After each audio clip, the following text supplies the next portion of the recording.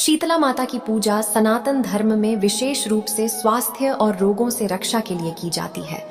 शीतला माता की व्रत करने से चेचक, फोड़े फूंसी, बुखार और त्वचा रोगों से रक्षा करती है और घर परिवार में स्वास्थ्य, शांति और सुख बनाए रखने के लिए उनकी पूजा की जाती है। बच्चों की लंबी उम्र और रोगों से बचाव के लिए माता शीतला की आराधना की जाती है और गांवों और परिवारों में महामारी या बीमारी से रक्षा के लिए भी पूजा की परंपरा है। माता शीतला की कृपा प्राप्त करने के लिए कमेंट में जय मां शीतला अवश्य लिखें और कथा को अंत तक अवश्य सुनें। ये कथा है उस समय की जब धरती पर श्रद्धा का वास था, जब प्रकृति की हर शक्ति में ईश्वर का अंश देखा जाता था और जब मां के हृदय की पुकार स्वयं परमपिता परमेश्वर को भी विचलित कर देती थी। ये कथा है एक ऐसी मां की जिसके लिए उसका कलीजे का टुकड़ा ही उसका संसार था और जिसके विश्वास ने स्वयं नियति को भी बदलने पर विवश कर दिया। जमुना नदी के किनारे बसा एक छोटा सा गांव था, रामपुरा। गांव धूल भरी राहों से घिरा हुआ था और झोपड़ियां मिट्टी व घास फूस के बने थे। इन्हीं झोपड़ियों में से एक में रहती थी यशोदा, एक विधवा मां जिसका जीवन अपने इकलौते बेटे गोपाल के इर्द गिर्द घूमता था। यशोदा का पति कुछ वर्ष पहले ही इस संसार को छोड़कर चला गया था और तब से गोपाल ही उसका सहारा, उसका संसार, उसका भविष्य था। गोपाल एक 5-6 वर्ष का भोला भाला बालक जिसकी आंखों में चमक और चेहरे पर चिरस्थायी मुस्कान रहती थी। वो गांव के दूसरे बच्चों के साथ खेलता, मिट्टी के खिलौने बनाता और जब भी थकता अपनी मां की आंचल में सिमट जाता। यशोदा दिन रात मजदूरी करती, मीलों दूर से पानी भर कर लाती, खेतों में काम करती ताकि उसके बेटे को 2 वक्त की रोटी और एक सुखी जीवन मिल सके। उसकी आंखों में एक ही सपना था, अपने गोपाल को बड़ा होता देखना, उसे पढ़ा लिखा कर एक अच्छा इंसान बनाना। लेकिन नियति को कुछ और ही मंजूर था। एक तपती दोपहरी की बात है, गोपाल अपने दोस्तों के साथ खेलते हुए अचानक जमीन पर गिर पड़ा।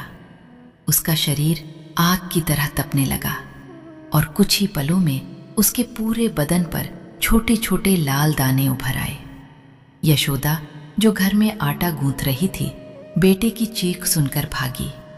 उसने गोपाल को गोद में उठाया, उसका माथा छुआ। ओह, उसका बदन भट्टी सा जल रहा था। गोपाल, मेरे लाल, क्या हुआ मेरे बच्चे को? यशोदा की आवाज में घबराहट थी। गोपाल दर्द से कराह रहा था। माँ, बहुत दर्द हो रहा है, मेरा बदन चल रहा है। यशोदा ने उसे अपनी छाती से लगा लिया, जैसे अपनी छाती की गर्मी से ही बेटे के ज्वर को सोख लेना चाहती हो। वो तुरंत गांव की सबसे अनुभवी महिला दादी जमुना के पास भागी। दादी जमुना ने गोपाल को देखा, उसकी नारी जांची और आंखों में चिंता की गहरी लकीरें उभर आईं। अरे यशोदा बेटी, ये तो... दादी जमुना ठिठक गईं। ये तो शीतला मैया का प्रकोप लगता है। शरीर पर ये दाने और ये ज्वर, देवी रूठ गई हैं। दादी के इन शब्दों ने यशोदा के हृदय में एक गहरा छेद कर दिया। शीतला माता। गांव में ऐसी मान्यता थी कि शीतला माता जब अप्रसन्न होती हैं तो बच्चों को चेचक या बरी माता का प्रकोप होता है और ये अक्सर जानलेवा सिद्ध होता है। यशोदा के पैर तले जमीन खिसक गई। उसका गोपाल, उसका इकलौता सहारा, क्या उसे भी माता का प्रकोप झेलना पड़ेगा? अगले कुछ दिन गांव में ये खबर आग की तरह फैल गई। हर कोई गोपाल को देखने आता, अपनी अपनी सलाह देता और हर सलाह के अंत में यही बात दोहराई जाती, शीतला माता का प्रकोप है यशोदा, माता को मनाना पड़ेगा। गोपाल की हालत बिगड़ती जा रही थी। पहले तो दाने केवल चेहरे और छाती पर थे, पर अब वे पूरे शरीर पर फैल चुके थे। उसका मुखमंडल पीला पड़ने लगा था। आंखों में चमक की जगह एक अजीब सी उदासी और दर्द का सागर गहरा गया था। वो कुछ खा पी भी नहीं पा रहा था, बस रह रह कर कराहता और अपनी माँ का हाथ कसकर पकड़े रहता।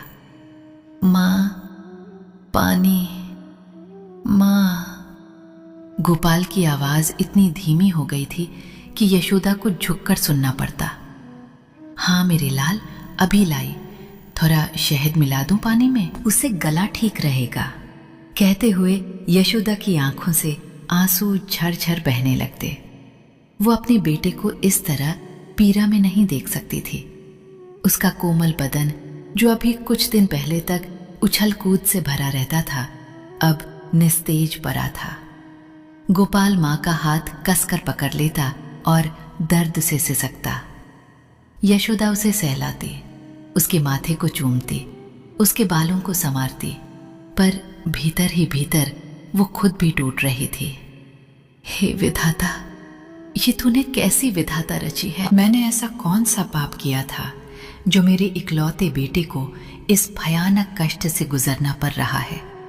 उसके हृदय की चीखें ब्रह्मांड में गूंज रही थीं, पर उन चीखों को सुनने वाला शायद कोई नहीं था। उसका माथा, जो कभी गर्व से ऊंचा रहता था, अब चिंता और शोक से झुका हुआ था। उसकी रातें जागते हुए गोपाल के पास बैठकर उसे हवा करते, उसके बदन को ठंडे पानी से पोंछते हुए कट रही थीं। वो हर पल डरती थी कि कहीं उसकी आंख लगते ही उसका लाडला उसे छोड़कर ही न चला जाए। नहीं, ऐसा हो नहीं सकता। यशोदा ने मन ही मन दृढ़ संकल्प किया, वो अपने बेटे को कुछ नहीं होने देगी। गांव के वैद्य ने भी हाथ खड़े कर दिए थे। ये कोई मामूली बुखार नहीं है यशोदा, ये देवी का प्रकोप है। औषधि यह काम नहीं करेगी। तुम्हें देवी को मनाना होगा, उनकी पूजा करनी होगी, उनसे अपने बेटे की क्षमा याचना करनी होगी। वैद्य की बात ने यशोदा के हृदय में एक नई आशा जगाई, पर साथ ही भय भी गहरा दिया। देवी को मनाना कोई साधारण बात नहीं थी। अगले दिन सुबह यशोदा गांव के मंदिर में गई, पंडित जी से विनती की। पंडित जी ने कहा, यशोदा, तुम्हें शीतला माता का व्रत रखना होगा। ये व्रत बहुत कठिन होता है। तुम्हें निर्जला उपवास करना होगा, ठंडे पानी से स्नान करना होगा और एक विशेष प्रकार की पूजा करनी होगी। जब तक माता प्रसन्न नहीं होती, तुम्हें हार नहीं माननी है। यशोदा ने बिना एक पल सोचे अपने आंचल से अपनी सारी जमा पूंजी निकाली और पंडित जी के चरणों में रख दी। आप जो कहे पंडित जी, मैं सब करूंगी, बस मेरा गोपाल ठीक हो जाए। मुझे नहीं पता शीतला माता क्यों रुष्ट हुई हैं, पर मैं उन्हें प्रसन्न करके रहूंगी। मैं सब कष्ट सहने को तैयार हूं। पंडित जी ने उसे व्रत के नियम समझाए। शीतला माता की पूजा ठंडे पकवानों से होती है, बासी भोजन से होती है। पूरे दिन जलपान नहीं करना होता और रात भर जागकर माता का स्मरण करना होता है। यशोदा ने अपने बेटे को देखा, जो अपनी झोपड़ी में दर्द से कराह रहा था। उसकी आंखों से फिर आंसू बह निकले। हे विधाता, कैसी परीक्षा ले रहा है मेरी। एक माँ के लिए अपने भूखे प्यासे बच्चे को देखकर व्रत करना, इससे बढ़कर और क्या पीड़ा हो सकती है। लेकिन उसकी ममता ने उसे बल दिया। उसने दृढ़ता से सिर हिलाया। उसने अपने पड़ोसी से थोड़ा सा चावल और गुड़ उधार लिया। रात को उसने ठंडे चावल और गुड़ की खीर बनाई, जो अगले दिन माता को चरानी थी। उसके हाथ कांप रहे थे, मन में हजारों सवाल उठ रहे थे, पर एक ही लक्ष्य था, गोपाल की सलामती। माँ, तूने खाना खाया? गोपाल ने अपनी दुर्बल आवाज में पूछा। यशोदा ने अपने आंचल से आंसू पोंछे और एक नकली मुस्कुराहट चेहरे पर तैराई। हाँ मेरे लाल, मैंने खा लिया। तू चिंता मत कर, तू ठीक हो जाएगा, बहुत जल्द ठीक हो जाएगा। उसने गोपाल के माथे पर हाथ फेरा। उसका बदन अभी भी आग की तरह तप रहा था। गोपाल को तो कुछ खिला भी नहीं सकती थी, बस थोड़ा सा पानी, वो भी मुश्किल से पी पा रहा था। यशोदा भीतर ही भीतर जल रही थी, पर बाहर से पत्थर सी अडिग थी। अगले दिन यशोदा सुबह ब्रह्म मुहूर्त में उठी, ठंडे पानी से स्नान किया, जिससे उसके शरीर में एक कंपकंपी सी दौड़ गई, पर उसने अपने मन को मजबूत रखा। उसने मंदिर जाकर शीतला माता के सामने दीपक जलाया, ठंडे पकवान अर्पित किए और हाथ जोर कर प्रार्थना करने लगी। उसकी आंखों से अश्रुधारा बह रही थी, पर उसकी आवाज में एक दृढ़ संकल्प था। हे माता, हे जगजननी, मेरे गोपाल को क्षमा करो। अगर उसने अनजाने में कोई पाप किया हो तो मुझे क्षमा करो। मैं उसकी माँ हूं, मैं ही उसका हर कष्ट झेलने को तैयार हूं। मेरे बेटे को जीवन दान दो माता, मेरा संसार उजाड़ने से पहले मुझे उजाड़ दो। गांव की औरतें जो मंदिर में पूजा करने आई थीं, यशोदा की हालत देखकर द्रवित हो गईं। वे जानती थीं कि एक माँ अपनी संतान के लिए क्या क्या सह सकती है। उन्होंने यशोदा को सांत्वना दी, पर उसका मन तो गोपाल की झोपड़ी में अटका हुआ था। उसने मंदिर में प्रार्थना की, फिर वापस अपनी झोपड़ी की ओर चल पड़ी। हर कदम पर उसके मन में गोपाल का चेहरा घूम रहा था। रात घिर आई थी, गांव में चारों ओर शांति थी, पर यशोदा की झोपड़ी में मौत और जीवन के बीच की लड़ाई चल रही थी। गोपाल की हालत और बिगड़ गई थी। उसके शरीर पर दाने अधिक गहरे हो गए थे और वो अब केवल हल्की हल्की सांस ले पा रहा था। यशोदा उसके पास बैठी थी। निर्जला व्रत के कारण उसका गला सूखा था, शरीर में ऊर्जा नहीं थी, पर उसकी ममता ने उसे थाम रखा था। गोपाल, मेरे बच्चे, आंखें खोल, मां को देख। यशोदा ने बेटे को धीरे से हिलाया। गोपाल ने अपनी आंखें हल्की सी खोलीं। उसकी दृष्टि धुंधली थी। मां, मुझे नींद आ रही है। उसकी आवाज लगभग सुनाई नहीं दे रही थी। नहीं मेरे लाल, तू सो मत, तू मुझसे बातें कर, तू मुझे अपनी कहानियां सुना, तू मुझे बता तुझे क्या चाहिए, मैं अभी लाती हूं, बस तू सो मत, तू ऐसे मत कर मेरे बच्चे। यशोदा का गला रूंध गया। उसकी करुण पुकार झोपड़ी की दीवारों से टकराकर वापस लौट रही थी। उसने गोपाल का हाथ पकड़ा, जो अब ठंडा पड़ने लगा था। नहीं नहीं, ये नहीं हो सकता। हे शीतला माता, मेरी पुकार सुन। आज रात ही मुझे मेरे बेटे को ठीक करके दिखा, अन्यथा मैं इसी झोपड़ी में अपने प्राण त्याग दूंगी। मेरा जीवन मेरा नहीं, ये मेरे बेटे का है। अगर वो नहीं तो मैं भी नहीं। यशोदा ने अपनी सारी शक्ति समेटकर प्रार्थना की। उसके शरीर का हर रोम, हर कण बस एक ही प्रार्थना कर रहा था। वो गोपाल के सिरहाने बैठी उसे अपनी गोद में लिटा लिया। उसकी आंखों से आंसू रुकने का नाम नहीं ले रहे थे। उसके मन में अपने पति की याद आई, जिसने उसे और उसके बच्चे को अकेला छोड़ दिया था। हे देव, मुझे अकेला क्यों कर दिया? अब तो मेरा बच्चा भी मुझसे दूर जा रहा है। कैसी परीक्षा है ये? एक माँ और उसके इकलौते बेटे के बीच ये कैसी अग्नि परीक्षा? रात गहराती गई। गोपाल की सांसें और धीमी होती गईं। यशोदा को लगा कि हर सांस के साथ उसका बेटा उससे दूर जा रहा है। उसकी आशा की डोर टूटती जा रही थी, पर ममता ने उसे कसकर पकड़े रखा था। वो अपने दिल की गहराइयों से अपने कलेजे के टुकड़े के लिए पुकारती रही। हे माता, मैं जानती हूं तुम दयालु हो, तुम माँ हो। एक माँ होकर दूसरी माँ का दुख समझो। मेरे बच्चे को जीवन दो, उसे मुझसे मत छीनो। मैं तुमसे भीख मांगती हूँ देवी, मैं तुम्हारे चरणों की दासी हूँ। बस मेरे बेटे को वापस दे दो। उसकी आवाज में ऐसी पीड़ा थी, ऐसा मार्मिक पुकार थी कि पत्थर भी पिघल जाते। झोपड़ी के भीतर एक अजीब सी शांति छा गई। गोपाल ने एक हल्की सी सांस ली और फिर उसकी सांसें लगभग थम सी गईं। यशोदा का हृदय धस गया।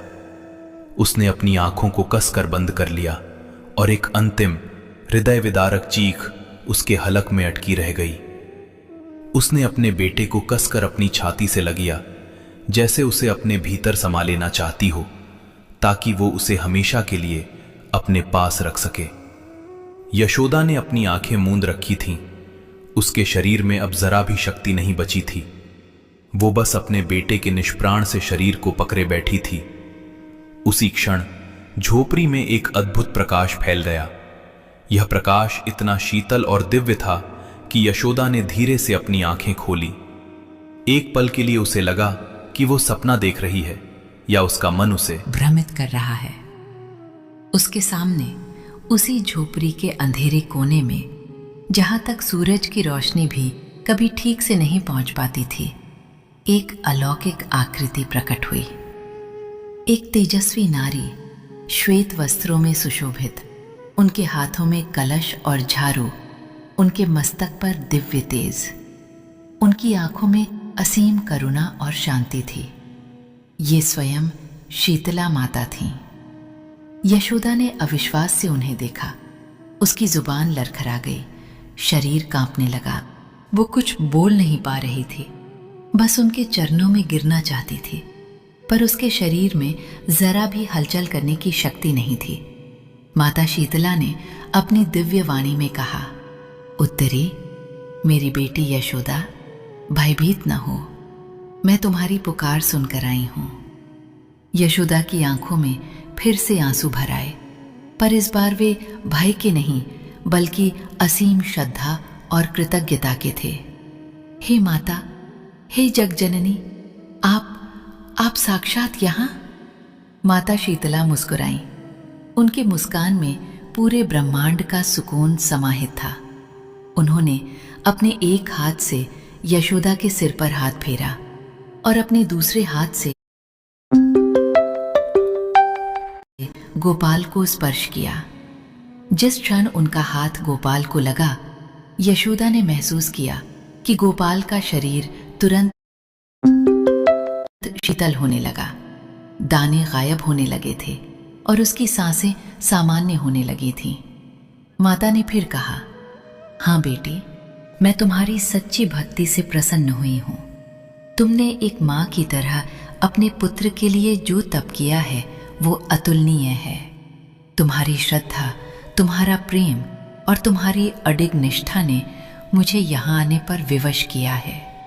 फिर माता ने अपने दिव्य वाणी में वो अमर सत्य कहा जो सदियों से गूंजता आ रहा है और भविष्य में भी गूंजता रहेगा। भक्ति सच्ची हो तो रोग भी दूर हो जाता है। यशोदा के कानों में ये शब्द अमृत की तरह घुल गए। उसे यकीन नहीं हो रहा था कि ये सब सच है। माता ने उसे सांत्वना दी, उसे आशीर्वाद दिया और फिर धीरे धीरे उसी प्रकाश पुंज में विलीन हो गईं, जैसे वो कभी थी ही नहीं। झोपड़ी में फिर से पहले जैसा अंधेरा छा गया, पर यशोदा के हृदय में आशा और विश्वास का एक नया सूरज उगाया था। वो गोपाल को अपनी गोद में लिए बैठी रही। उसका शरीर अब सामान्य था। सांसें गहरी और नियमित थीं। दाने पूरी तरह से गायब हो चुके थे, मानो कभी थे ही नहीं। यशोदा ने अपने बेटे के माथे को छुआ। कोई बुखार नहीं था। वह शांत भाव से सो रहा था, जैसे उसे कभी कोई बीमारी हुई ही ना हो। यशोदा को लगा कि यह कोई सपना था, पर उसके हृदय में शीतला माता के दर्शन की स्मृति और दिव्य वाणी के शब्द जीवंत थे। उसकी आंखों में एक अजीब सी चमक थी, एक ऐसी शांति जो उसने अपने जीवन में पहले कभी महसूस नहीं की थी। वह रात उसके जीवन की सबसे लंबी, सबसे भयानक और फिर सबसे चमत्कारी रात बन गई थी। उसने शीतला माता की कृपा महसूस की। उसने एक माँ की शक्ति को पहचाना और उसने उस सनातन सत्य को समझा कि जब भक्ति सच्ची होती है तो कोई भी बाधा, कोई भी रोग, कोई भी दुर्भाग्य टिक नहीं पाता। Ad break. अगली सुबह जब सूरज की पहली किरणें रामपुरा गांव की झोपड़ियों को छू रही थीं, यशोदा अपनी झोपड़ी में बैठी थी, अपने बेटे को निहार रही थी। उसकी आंखों में अब कोई डर नहीं था, कोई चिंता नहीं थी, बस असीम प्रेम और कृतज्ञता का सागर लहरा रहा था। और फिर एक चमत्कार हुआ। गोपाल ने अपनी आंखें खोली। उसकी आंखें अब साफ थीं, चमक रही थीं, जैसे उनमें कभी कोई दर्द था ही नहीं। गोपाल ने अपनी माँ को देखा और मुस्कुराया। माँ, मुझे बहुत अच्छी नींद आई, मैं ठीक हो गया हूँ। यशोदा ने अपने कानों पर विश्वास नहीं किया। उसने गोपाल को कसकर गले लगा लिया और उसकी आंखों से खुशी के आंसू बह निकले। मेरे लाल, मेरा गोपाल, तू ठीक हो गया। उसने गोपाल के माथे पर, गालों पर, बालों पर अनगिनत चुंबन दिए। उसका हृदय खुशी से उछल रहा था। वह अपने बेटे को एक बार फिर हंसते खेलते देख रही थी। यह सपना नहीं था, यह हकीकत थी। शीतला माता ने उसकी पुकार सुन ली थी। गोपाल उछल कर बैठ गया। माँ, मुझे भूख लगी है, क्या खाने को है? यशोदा की आंखों से खुशी के आंसू बहते जा रहे थे, लेकिन उसके चेहरे पर अब एक नई चमक थी। हाँ मेरे लाल, सब है मेरे पास। मैं अभी तेरे लिए गर्मा गर्म खाना बनाती हूँ। उसने गोपाल को अपनी गोद से उतारा और वो झट से झोपड़ी के बाहर भाग गया, जैसे कभी बीमार था ही नहीं। गांव के लोग जब सुबह अपनी दैनिक दिनचर्या के लिए उठे तो उन्होंने एक अद्भुत दृश्य देखा। गोपाल, जो कल रात तक मृत्युशैया पर पड़ा था, अब गांव के बच्चों के साथ खेल रहा था, हंस रहा था, दौड़ रहा था। उसके शरीर पर चेचक के एक भी निशान नहीं थे, जैसे वो बीमारी उसे कभी हुई ही ना हो। गांव वालों की आंखें फटी की फटी रह गईं। अरे ये गोपाल है? हाँ, वही गोपाल। ये कैसे हो सकता है? दादी जमुना, वैद्य और गांव के सभी बड़े बुजुर्ग यशोदा की झोपड़ी की ओर भागे। उन्होंने गोपाल को देखा, यशोदा को देखा। यशोदा ने अपनी नम आंखों से और शांत मुस्कान के साथ पूरी कथा सुनाई। पूरा गांव अवाक रह गया। हर किसी की आंखों में श्रद्धा और आश्चर्य का भाव था। उन्होंने यशोदा की भक्ति को प्रणाम किया और शीतला माता की महिमा का बखान करने लगे। ये तो माता का चमत्कार है। यशोदा की सच्ची भक्ति ने माता को स्वयं यहाँ आने पर विवश कर दिया। जय हो शीतला मैया की, जय हो। पूरा गांव शीतला माता की जय जयकार से गूंज उठा। यशोदा की कथा दूर दूर तक फैल गई। लोग दूर दराज के गांवों से आकर उस झोपड़ी को देखने लगे जहां माता ने दर्शन दिए थे। यशोदा, जो कल तक एक गरीब और लाचार मां थी, आज विश्वास और भक्ति की प्रतीक बन गई थी। इस कथा ने ये प्रमाणित कर दिया कि सनातन धर्म की भूमि पर जहां मां के हृदय में अटूट श्रद्धा होती है, वहां स्वयं ईश्वर भी प्रकट होकर अपने भक्तों की लाज रखते हैं। प्रिय साथियों, इसी के साथ माता शीतला की यह पावन व्रत कथा यहाँ पूर्ण होती है। हम सभी माता भगवती शीतला देवी के चरणों में प्रार्थना करते हैं कि उनकी दिव्य कृपा सदा आप सब पर बनी रहे। जय हो माता शीतला।